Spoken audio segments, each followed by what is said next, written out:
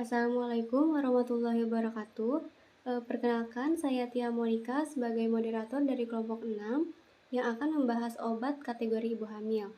Sebelum memulai materi, saya selaku moderator berterima kasih kepada dosen pembimbing Bapak Maulana Yusuf Al-Kandahri. Selanjutnya, saya akan memperkenalkan anggotanya terlebih dahulu yang terdiri dari 3 orang. Yang pertama yaitu ada Ajat Ramdhani, yang kedua Anissa Rizmalia Fitria, dan yang ketiga yaitu ada Tia Monika, saya sendiri selaku moderator. Baik, di sini kami akan menjelaskan yang pertama yaitu mengenai pengertian, yang kedua yaitu jenis-jenis obat di setiap kategori obat, yang ketiga ada efek samping di setiap kategori obat, yang keempat ada tindak lanjut apabila tenaga kesehatan atau perawat melakukan kesalahan dalam pemberian obat. Kemudian yang terakhir yaitu ada peran perawat dalam pemberian terapi pengobatan penyakit pada kehamilan atau ibu hamil. Yang pertama akan dibahas oleh Ajat Ramdhani mengenai definisi dan contoh obat. Kepada Ajat Ramdhani, saya persilahkan. Baik, di sini saya akan menjelaskan definisi atau pengertian kategori obat untuk ibu hamil. Yang pertama, ada obat dengan kategori A. Obat dengan kategori A ini adalah obat yang aman untuk janin. Artinya, terbukti tidak beresiko pada manusia atau pada ibu hamil. Nah, obat ini aman dikonsumsi oleh ibu hamil dan aman untuk janin.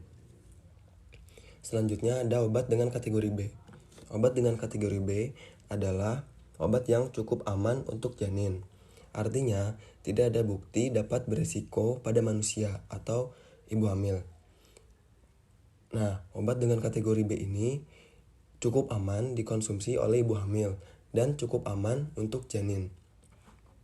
Selanjutnya ada obat dengan kategori C. Obat dengan kategori C ini adalah obat yang dapat beresiko, digunakan jika perlu. Artinya, resiko pada manusia tidak dapat disingkirkan atau pada ibu hamil dapat beresiko. Jadi, jika dikonsumsi, obat ini dapat beresiko untuk ibu hamil dan janin. Maka, obat ini digunakan jika perlu. Selanjutnya ada obat kategori D. Obat dengan kategori D ini adalah obat yang digunakan dalam keadaan darurat atau kondisi mengancam. Artinya, risiko pada manusia telah terbukti sangat jelas. Selain itu, ada bukti yang jelas bahwa risiko dapat muncul pada ibu hamil dan pada janin. Oleh karena itu, obat ini digunakan jika kondisi darurat saja atau kondisi mengancam. Yang terakhir ada obat dengan kategori X. Obat dengan kategori X ini adalah obat yang berbahaya untuk ibu hamil. Artinya, obat ini dikontraindikasikan pada ibu hamil. Maka, obat dengan kategori X ini adalah obat yang kontraindikasi pada ibu hamil dan sangat berbahaya untuk janin. Nah, selanjutnya ada contoh obat. Berikut adalah contoh obat dari kategori A, B, C, D, dan X. Obat dengan kategori A, misalnya asam folat, vitamin C, paracetamol, magnesium sulfat, vitamin B6, dan zinc. Obat kategori A ini adalah obat yang paling aman dikonsumsi ibu hamil. Obat kategori A ini tidak menyebabkan risiko kehamilan atau malformasi. Misalnya asam folat. Asam folat itu dapat membantu mencegah cacat lahir pada otak dan saraf bayi. Begitu juga vitamin C untuk melindungi dan menjaga kesehatan sel tubuh. Selanjutnya obat kategori B contohnya ada metformin, acetaminophen, ampicillin, hidroklorotiazid, sulfonamid, amoxicillin, cefadroxil, ibuprofen, dan cetirizine. Obat kategori B ini masih jarang dikonsumsi ibu hamil, namun juga tidak menunjukkan adanya efek malformasi bagi janin. Misalnya, metformin biasanya digunakan untuk mengobati PCOS pada ibu hamil atau polycystic ovary syndrome. Metformin berfungsi menormalkan fungsi hormon dan juga dapat melancarkan ovulasi serta mengurangi resiko keguguran. Selanjutnya obat kategori C, misalnya gabapentin, aspirin, gentamicin, kloramfenikol, digoxin, ciprofloxacin, efedrin, fluconazole. Obat ini bisa berdampak buruk pada janin, namun biasanya dampaknya bisa membaik kembali. Penggunaan aspirin dilarang untuk ibu hamil karena cukup beresiko. Salah satunya membuat aliran darah bayi mengalir ke uterus yang dapat mempengaruhi perkembangan dan meningkatkan resiko masalah paru-paru untuk bayi. Selanjutnya, contoh obat kategori D. Contohnya ada diazepam, alprazolam, carbamazepin, amiodaron, asam valproat, phenytoin, kanamisin, dan amiodaron. Obat kategori D ini adalah obat yang terbukti dapat menyebabkan malformasi dan berbahaya bagi janin. Resiko bahaya pun tidak bisa membaik dengan sendirinya. Penggunaan diazepam misalnya. Penggunaan diazepam sangat tidak dianjurkan untuk ibu hamil. Dan terakhir adalah contoh obat kategori X, yaitu ada warfarin, estradol, simvastatin, atorvastatin, misoprostol, ergometrin, dan oksitosin. Penggunaan obat kategori X sangat tidak dianjurkan untuk ibu hamil. Selanjutnya akan disampaikan oleh saya sendiri mengenai efek obat. Nah, efek obat di sini terdiri dari 5 kategori obat. Yang pertama yaitu ada kategori A, yaitu obat-obat yang telah banyak digunakan oleh wanita hamil tanpa disertai kenaikan frekuensi malformasi janin atau pengaruh buruk pada janin. Penelitian yang dilakukan telah berhasil bahwa obat kategori A ini tidak beresiko pada janin di usia trimester pertama kehamilan serta resiko pada trimester selanjutnya.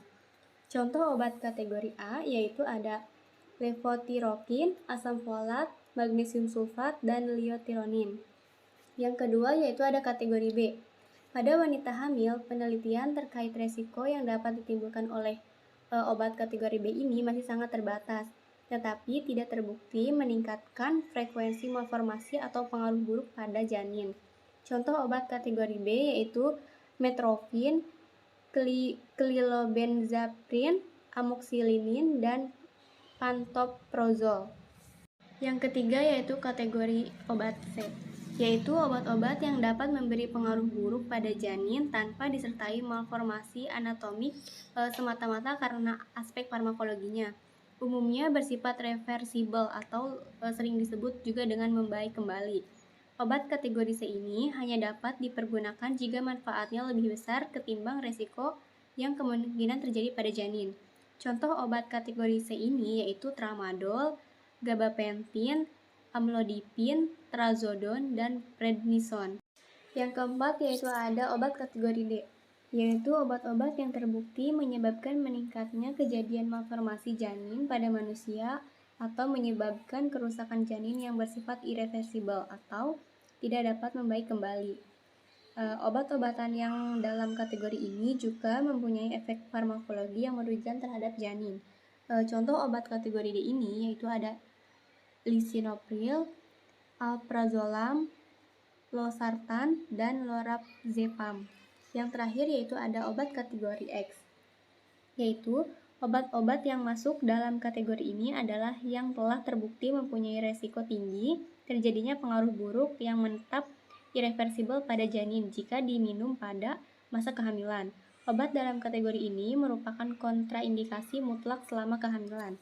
Contoh obat kategori X ini yaitu ada atorvastatin, simvastatin, warfarin, dan finasteride.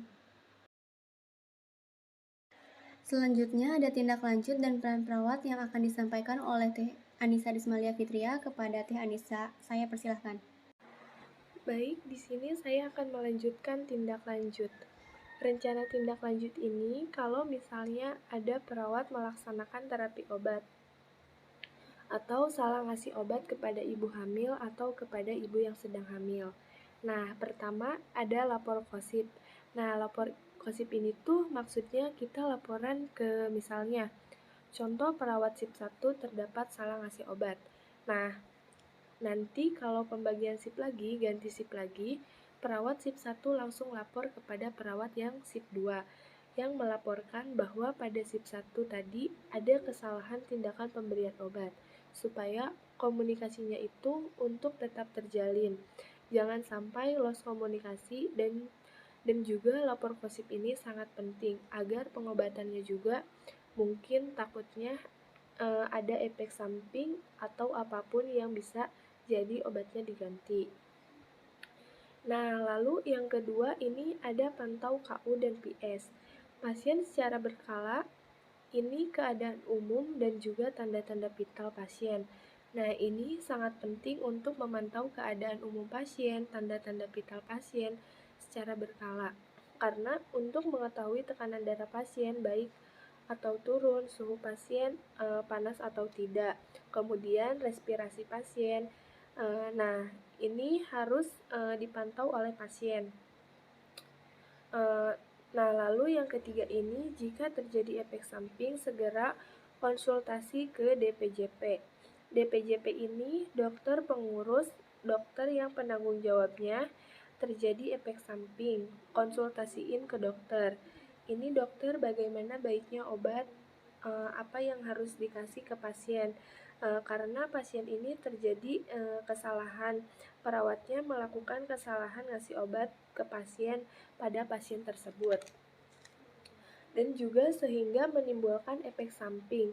Nah, itu harus dikonsultasikan ke dokter. Tindakan apa yang selanjutnya harus dilakukan kepada pasien tersebut dalam terapi obat dalam kehamilan atau kepada ibu hamil. Nah, peran perawat biasanya pemberi pelayanan, tapi juga bisa jadi kolaborator, komunikator, dan koordinator pada saat bekerja sama dengan petugas kesehatan yang lainnya. Kalau untuk terapi, mungkin pemberian obat kepada pasien atas delegasi apoteker ke perawat. Nah, peran perawat sebagai kolaborator. Kolaborator ini biasanya perawat itu berkolaborasi dengan dokter maupun dengan apoteker. Kolaborator ini biasanya seperti kerjasama kalau pasien ibu hamilnya terabat puluhan A dikolaborasikan dengan dokter, baiknya dikasih obat apa seperti itu. Lalu komunikator ini, perawat selalu mengkomunikasikan apa yang terjadi dari pasien, lalu dan juga dikomunikasikan kepada perawat, dan juga ke dokter yang jaga, dan juga koordinator. Nah, kalau terapi mungkin pemberian obat kepada pasien atau atas delegasi di apoteker ke perawat. Nah, pemberian obat kepada pasien ini atas delegasi apoteker itu atas kehendak apotek, karena apoteker yang tahu obat-obatan. Terima kasih kepada semuanya yang sudah memaparkan materi hari ini. Sekian dari kelompok kami, mohon maaf bila ada kesalahan. Wabillahi taufiq wal hidayah. Wassalamualaikum warahmatullahi wabarakatuh.